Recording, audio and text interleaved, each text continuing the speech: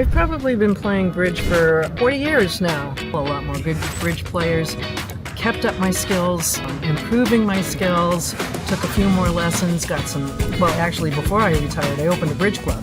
And speaking of good decisions, you are here directing. I'm here directing.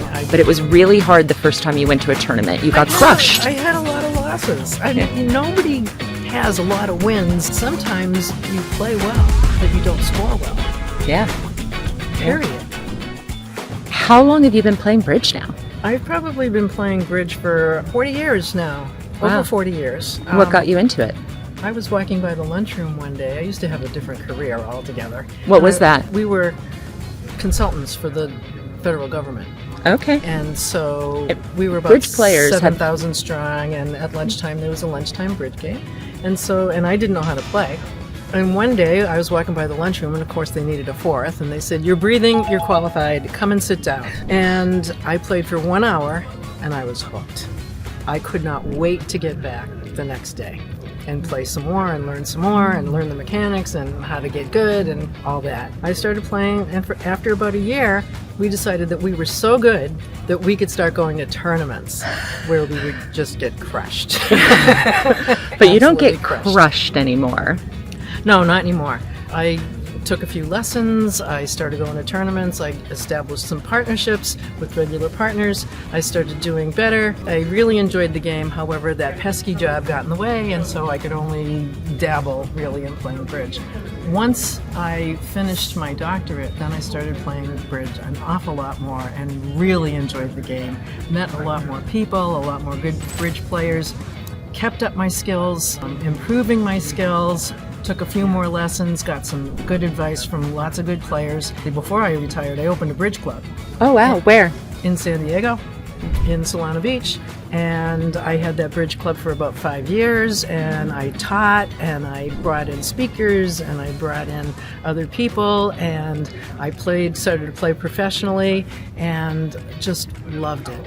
Absolutely loved it. After I retired, I joined the Great American Bridge Tour with Jade Barrett, and now I am CEO, and I make a lot of decisions, and they're all good, of course. Very good decisions. Very good. Yes. And speaking of good decisions, you are here directing. I'm here directing. I took the director's test, the tournament director's test, and I think in 2014. So I've been doing tournaments for about 11 years now. I've been a director since 1999. So a club director. So anyway, now I'm on the national team of directors, and I can direct regionals, I can direct local sectionals, I can direct whatever clubs, whatever you want me to direct, I can do that. So it's been quite the journey. I have just loved the second career that bridge has opened up for me. And then what advice do you have for beginners? And that's the thing, is you've had a lot of wins in your life, but it was really hard the first time you went to a tournament. You got crushed. I had a lot of losses. I mean, nobody has a lot of wins, streaks, like crazy in this game. You're lucky to win 5% of the time in this game. You really have to be able to withstand loss and keep going back and keep going back and keep improving and keep trying, and recognize sometimes you play well, but you don't score well. Yeah. Period. Yeah. But you're still playing well. That you are communicating with your partner. You're making good decisions. You're making good plays. But your opponents are being perfect. But your opponents are Garazzo. Some days they're just Garazzo some days, and you don't deserve the bad scores, but you get them anyway. You come back the next day. Yeah, I think it's really good for our youth that they're learning this kind of resilience and perseverance, and for the youth bridge players. And absolutely, the sun still comes up the next day. Yeah. Somebody makes a mistake in this game, nothing bad happens. If you're a vascular surgeon, you make a big mistake, somebody's going to die. Yeah. You make a mistake in this game, you're going to get another chance. So what's your favorite bridge memory? We were in Italy, and I was exhausted. We had been there for about a week, but jet lag was killing me. And we were due to go home the next day. We went to a club game on a Sunday night where they play something like 18 boards. You don't start playing until 9 o'clock at night. And I was fried from the entire trip. And I was playing with Jade Barrett. And it was a 9-table club game. Because I was so tired, and because I was playing with Jade, who can be a little bit gruff with his partners at times, Never, not once ever. I really concentrated. I mean, I focused. And at the end of the 9, we had a 76% game. One of our teammates came up and said, Donna, I think you've won. I think you've won. And I said, well, Paolo, I would hope, with a 76% game. And he said, you don't understand. This was a simultaneous tournament, and it's being run all across Italy. You could have won the entire tournament. It turned out that we were second out of 832 pairs. Benito Grazzo? We were Benito Grazzo that night. We turned out second out of 832 pairs, and we won 390 master points. It was just fabulous. So anyway, that's my favorite one, where I'm thinking, well, we had a really good game. We won a club game, and we had won. Well, we came in second in an Italian tournament. Favorite bridge book? Norma Sands. When I was a beginner, intermediate, Norma Sands wrote a book about developing competency at the bridge table. It's a blue book. Is it still in print? It is still in print. You can still get it from Baron Barclay. And I have read that book 3 times. Once when I was a very beginner, once when I was sort of an intermediate, and once when I was sort of advancing, because it has great tips. It has, it hits the highlight of the game. It hits defense, it hits bidding, it hits how to figure out what's going on, it hits how to even do a squeeze. It's excellent for beginners, intermediates, and advanced players. Absolutely excellent. I wish she was still around. And who is your bridge I don't think I even have one. Really? There are There's no many. one that you would really want to partner with if you had to pick somebody? No, because everybody has the potential to be a wonderful partner in a very good partnership. So no, there isn't any one particular player that I would say is the player. Everybody has their great qualities and their own gifts. What is a good quality of a bridge partner for you personally? For me, patience. They need to be patient with me because I make a lot of mistakes. Everybody does. I just admit it. Yeah. I make lots of mistakes. If my partner is patient with me, I'm going to give 110%. You'll recover. I absolutely Right. do. One doesn't turn into 6 boards in a row. Right. Absolutely.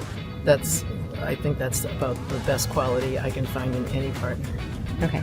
Any advice for a beginning bridge player? Keep at it. It's going to get better. Yeah. Just keep at it. It's going to get better. Yeah, you're going to make mistakes. Everybody makes mistakes. Just learn from that mistake and move on. Incorporate that into How your many years skill do you set. think it takes to become kind of competent? If you play regularly at a club, a year. To get some confidence, to get some competence, and to really recognize your level and what you need to do to improve.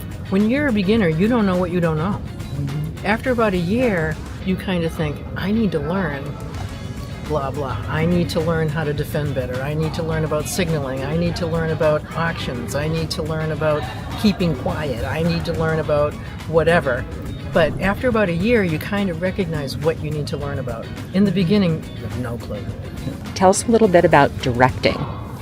Directing can be a very positive experience, and it can be a really negative experience as well. I mean, you have to deal with players that are not happy with what you might be ruling.